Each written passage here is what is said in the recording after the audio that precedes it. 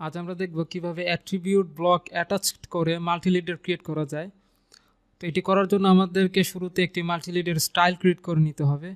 এখান থেকে আমি যদি অ্যানোটেট ট্যাবে যাই তাহলে এখানে মাল্টিলিডার অপশনটা দেখতে পাবো, তার পাশে যে স্ট্যান্ডার্ড অপশন আছে অর্থাৎ এটা হচ্ছে আমাদের মাল্টিলিডার স্টাইল।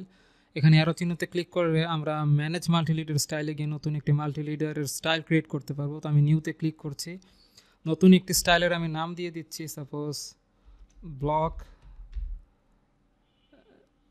এমএল, অর্থাৎ ব্লক মাল্টিলিডার দিয়ে আমি একটি নতুন মাল্টিলিডার স্টাইল ক্রিয়েট করতে যাচ্ছি। এখানে বিভিন্ন ফরম্যাট আছে, লিডার ফরম্যাট, এছাড়া লিডার স্ট্রাকচার এটা আমি একটু বাড়িয়ে দিচ্ছি, লিডার ম্যাক্সিমাম লিডার পয়েন্ট। এরপর কন্টেন্ট এখান থেকে মাল্টি টেক্সট সিলেক্ট করা আছে, আমরা চাইলে এখান থেকে ব্লক সিলেক্ট করে দিতে পারি এবং ব্লকের সোর্স আমরা এখান থেকে সিলেক্ট করে দিতে পারি, ডিটেইল, কল আউট, এছাড়া সার্কেল, বক্স, হেক্সাগন, এগুলো আমরা চেঞ্জ করে দিতে পারি। বাট আমরা যদি আমাদের স্পেসিফিক কোনো ব্লক এখানে অ্যাটাচ করতে চাই তাহলে আমাদেরকে ইউজ ব্লক অপশনটা সিলেক্ট করতে হবে।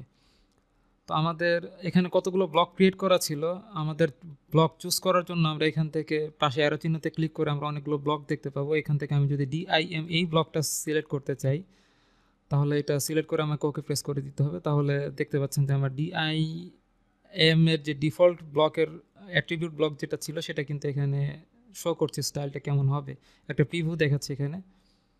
তো এটা আমি যদি ওকে করে দেই তাহলে আমাদের দেখতে পাচ্ছেন ব্লক এমএল নতুন ব্লক স্টাইলটা ক্রিয়েট হয়েছে, বা এটা আসলে মাল্টিলিডার স্টাইল। এটাকে যদি আমরা কারেন্ট মাল্টিলিডার স্টাইল রেখে কাজ করতে চাই তাহলে সেট কারেন্ট এটা চুজ করে দিতে হবে এবং ক্লোজ করে দিলে আমরা দেখতে পাচ্ছি যে আমাদের ব্লক এমএল স্টাইলটা কিন্তু এখন সিলেক্ট হয়েছে। এখন যদি আমি এখান থেকে মাল্টিলিডার অপশনটা চুজ করে এখানে মাল্টিলিডার ড্র করার ট্রাই করি, আমি সাপোজ এটা একটি সার্কেল ছিল, এই সার্কেলটা আমাকে ইন্ডিকেট করতে চাইছে মাল্টিলিডার দিয়ে। এখানে আমি ফার্স্ট পয়েন্ট, সেকেন্ড পয়েন্ট এবং থার্ড পয়েন্ট স্পেসিফাই করলে আমাদের ল্যান্ডিং স্পেসে যেই অ্যাট্রিবিউট ব্লক এখানে এন্ট্রি হবে, এটি এন্ট্রি হওয়ার আগে আমাদের অ্যাট্রিবিউট ভ্যালুটা এখানে অ্যাড করে দিতে হবে। আমরা যেহেতু এটা একটা সার্কেল ক্রিয়েট করছি তো আমরা এটা সার্কেল লিখে দিচ্ছি সিম্পলি।